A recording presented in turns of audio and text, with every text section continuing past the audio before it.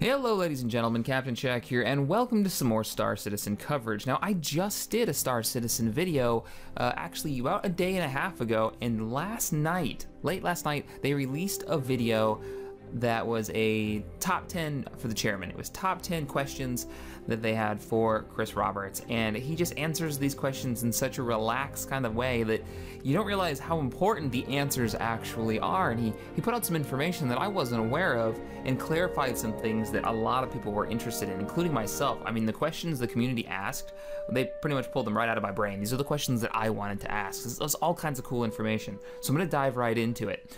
One thing that I talked about in the last video that I'll talk about in this one, last video I talked about the release of the Dogfighting Module, when that's happening. In this one, they're talking about version 1 and version 2 and how the Dogfighting Module will progress as the game is built. Version 1 of the Dogfighting Module is going to have single-seat aircraft dogfighting. Now, pretty simple concept, we all kind of knew that was coming, but version 2 is going to be the multi-seat. If you don't know, in Star Citizen, they've got larger ships with turrets that your buddies can run and shoot and walk around in the ship. So that'll be version 2, and then from there, they're gonna go into boarding. Now, boarding is something that has been mentioned before, but it hasn't been really clarified too much. We're talking about boarding as a pirate pulls up next to you, and maybe he's disabled your weapons, and he's trying to board your ship and take it over, or you're at war and you wanna board an enemy vessel to capture it.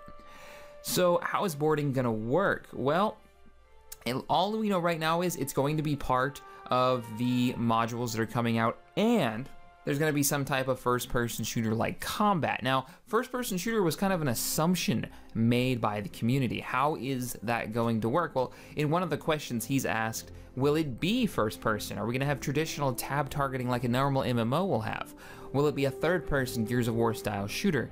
And his response was interesting because they haven't actually nailed this down 100%.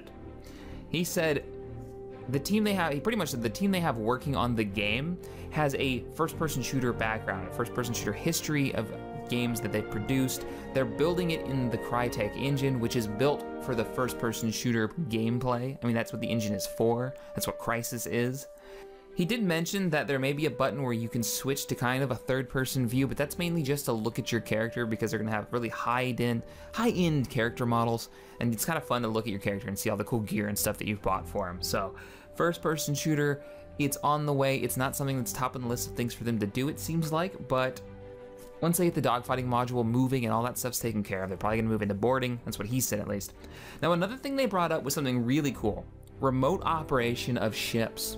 And I was asked, can you have, if you own 2 ships, which to me was a question. I wanted to know, can I own more than 1 ship? In Freelancer, you could only own 1 ship. When you bought a new one, you had to sell your old one. So in this, you can own multiple ships, which we all already knew, but what can you do with the other ships? Well, he says you could hire players and NPCs to pilot those with the risks associated. Meaning, if an NPC isn't very good at flying or he's not a very good fighting pilot, then you're gonna take that risk as you have him flying your ship. But this opens up a lot of cool possibilities. You could have maybe a wing of NPC pilots rocking with you and maybe a couple players mixed in, or maybe you have your NPC pilot that you've hired flying your hauler while you fly fighter escort. I wonder how far they're gonna go with this. He didn't go into great depth or detail, but he did say that you could hire players and NPCs to fly your ships, so.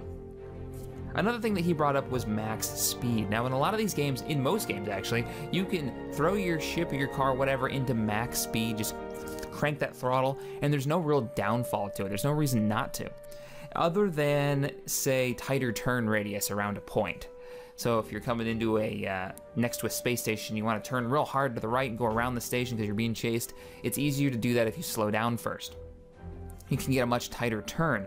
Well, in Star Citizen, he's talking about you can do that, the tighter turn radius, or you've also got fuel economy. So depending on what ship you have, just like in a real car, if you hold the gas pedal down, you're gonna burn a crap ton more fuel. But if you say it's, say, 80%, maybe the sweet spot, you may use up less fuel. So at full speed, you might do 20% more fuel, and then at 80, it's a lot better.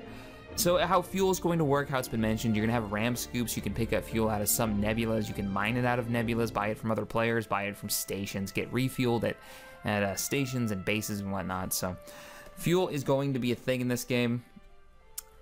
The last two things that he mentioned that are really, really cool. Now, I was wondering how communication is going to work in Star Citizen. Is it just going to be a text type deal? Are they going to put some voice over IP feature in there, or am I going to be using like Skype in the background or TeamSpeak? And what he was talking about in this one was you can hail people, and it'll have a voice over IP system built in, and one of the systems they're working on is called Live Driver. It uses a face cam that will translate your facial movements when you talk into a animated character in the game. So they did this with, I think it's EverQuest 2 that did this, where when you talk, your character in game will talk, and people will see it. So you can hail people, and they can either say, no, screw that, and decline it, and just come at you and start shooting at you or whatever they want to do. Or they can accept it, and you can actually have kind of a face-to-face, but an in-character one. It's a neat concept, and in this kind of game, I think this works a lot better than, say, EverQuest, because you're gonna have that screen pop up with the guy's face, and it brings a real element of the sci-fi universe to it. I love that idea.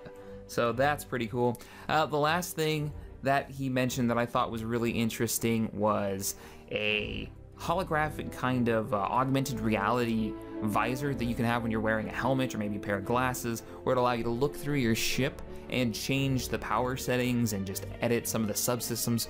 I'm not sure exactly what you're gonna be able to do with it, but just think of that kind of augmented reality menu system.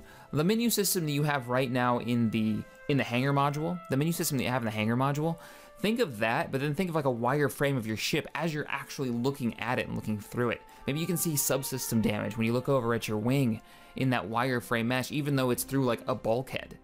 Stuff like that's pretty neat. All right, guys, well, that's all I've got today on some Star Citizen coverage. If you enjoyed this video, hit that thumbs up button, subscribe to this channel for more Star Citizen coverage and more gaming goodness. And as always, thanks for watching. I will see you guys next time. There are many like it, but this one is yours.